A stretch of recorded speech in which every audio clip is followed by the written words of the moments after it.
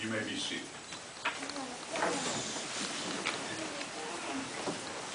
Well, first I want to congratulate both of you on this beautiful day for your wedding. I also want to thank you for allowing me to be a part of such a special day in your life. I truly do consider it a privilege and an honor. I would like to say, if you have a cell phone, if I could ask that you please turn it off or put it in a silent mode just so it doesn't interrupt the ceremony. Jonathan and Courtney, I do require and charge both of you as you stand here in the presence of God, having considered the covenant that you're about to make. You do now declare before those that are gathered here today your pledge of faith one to another. As you live by the vows you'll be saying today, you'll find that your love for each other will continue to grow. You'll also find that God will bless your marriage, He'll grant you fulfillment in it, and He'll establish your home in peace. Jonathan and Courtney, here in the presence of your family and friends, we come together today to join hearts and hands and to make you husband and wife. Now when you walk away, you'll be as you were when you came, equal. Yet you'll become something significantly different because you'll become equal parts of one another. Those that have gathered here today do so to affirm the love you have for each other and also to witness this new beginning that's taking place here today. We trust you'll always be there to comfort one another, strengthen one another, encourage one another all the days of your life. We do trust too that whatever you share out, you'll receive back in return. But we rejoice with you now in this new step, this new adventure in your life. So actually now begins just the two of you. There's many people here, but marriage is a beginning, and it takes two to make a marriage a success. So I want to encourage you to work hard at your relationship, that it can be all that God wants it to be. As a matter of fact, someone said the three most important ingredients in a marriage are these: communication, communication, communication. And that's very true. But I'd like to add to it today too. That is love and a lot of forgiveness. If you do that, your marriage will be a great success. It's actually that simple, it's that difficult. In a minute, we'll have you say your vows, but before we do that, I'm going to ask each of you a question. Then I'll give you some encouragement in the area of love. Then I'll have you face one another to say your vows to each other. Well, first we'll start with a question to Jonathan. I'll start with you. Jonathan, will you have Courtney to be your wedded wife, to live together in the holy state of matrimony? Will you love her, comfort her, honor and keep her in sickness and in health, and forsaking all others, keep yourself only unto her, so long as you both shall live? I do. Courtney, I have the same question for you. Will you have Jonathan to be your wedded husband, to live together in a holy state of matrimony? Will you love him, comfort him, honor and keep him in sickness and in health, and forsaking all others, keep yourself only unto him, so long as you both shall live? Okay, great start.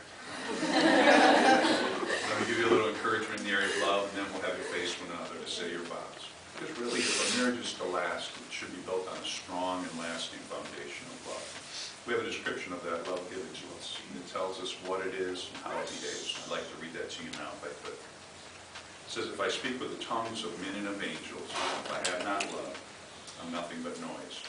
If I'm blessed with a good mind and I have faith that can move mountains, but if I have not love, I'm nothing. It even goes on to say, if I give all that I have to feed the poor, but if I have not love, I gain nothing. Now, Jonathan and Courtney, it's going to describe this love, and I encourage you two to walk in these attributes towards one another all the days of your life. Love is patient. Love is kind. It envies no one. Love is never boastful. It's not conceited or rude. Love is never selfish, and it's not quick to take an offense.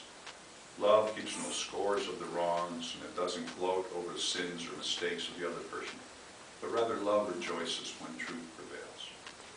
Jonathan and Courtney, the final thing that it says, and probably that which is most important to you today, there's nothing that the two of you cannot face together with this kind of love. As a matter of fact, there's no end to your relationship with this enduring love. And it concludes by saying this: love never fails. So my blessing to the two of you would be that your marriage would be filled with this enduring love all the days of your life. Okay, let's have you face one another. You're going to say your vows to each other now. These are solemn promises and commitments you're going to make to one another. Jonathan, we'll start with you. If you'll please repeat after me as you say your vows to Courtney. I, Jonathan. I, Jonathan. Take you, Courtney. Take you, Courtney. To be my wedded wife. To be my wedded wife. To have and to hold. To have and to hold. From this day forward. From this day forward. For better or for worse. For better or for worse. for rich or for poor, for rich or poor, in sickness and in health, and in sickness and in health, to love and to cherish to love and to cherish all of the days all the days of my life. of my life. I pledge to you I pledge to you my faith. my faith. Beautiful. Okay, Courtney, if you could please repeat after me as you say your vows to Jonathan. I, Courtney, I, Courtney, take you, Jonathan, take you, Jonathan, to be my wedded husband, to be my wedded husband, to have and to hold to have and to hold, from this day forward, from this day forward, for better or for worse, for better, for worse, for richer or for poor, for richer, for poor, in sickness and in health, in sickness and in health, to love and to cherish to love and to cherish all of the days all the days of my life. of my life. I pledge to you I pledge to you my faith. my faith. Okay, great. Feel face me. All right, great. Now, I just want to encourage you, those were promises you just said to one another, and your word you just gave to one another. So let those, hold them in high esteem and let them serve as a reminder of those promises you've said to one another today. And now we're going to do something to commemorate or remind us of those vows you've just said to one another, and that's a ring exchange. In a minute, I'll ask for the rings. I'll say something about them. Then we'll have you face one another and place the rings on each other's fingers. So may I have the rings, please? Thank you.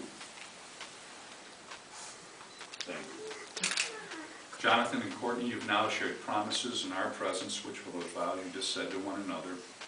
And I believe you have a token of your love you wish to exchange at this time, which are these rings.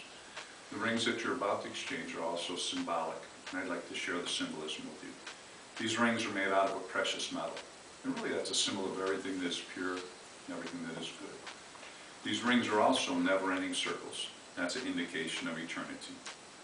Now our hope for the two of you is that your love for each other will be as pure and lasting as a symbol that these rings represent.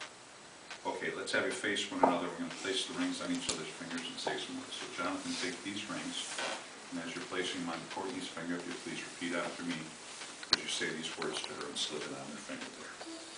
Go ahead and start at the top of your finger. All right, look at her and say these words. With this ring, I be wed. I be wed. I give you I give you my life. my life. It is a token It is a token and a pledge and a pledge of my continuing love of my continuing love for you. for you. With your minds. Let's get them on there. Courtney, we'll take this ring, and as you're placing it upon Jonathan's finger, if you please repeat after me as you say these words to him. With this ring, With this ring, I be wed. I be wed. I give you I give you my life. my life. It is a token It is a token and a pledge and a pledge of my continuing love of my continuing love for you. for you. Great. Excellent. All right, face me. Beautiful. So now we've done two parts. We've said vows to one another. We've exchanged rings. And actually at this time now we're going to do a candle ceremony.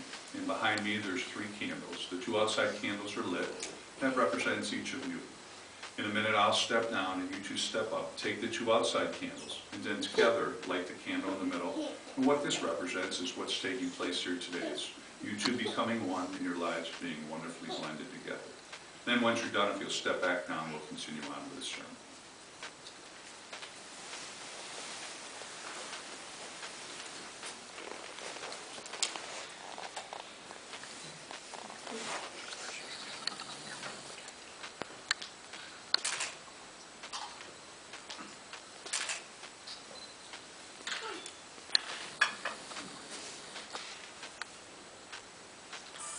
There you go. Perfect.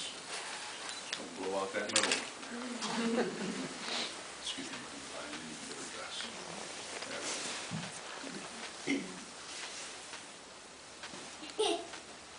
I'm an expert. Good job.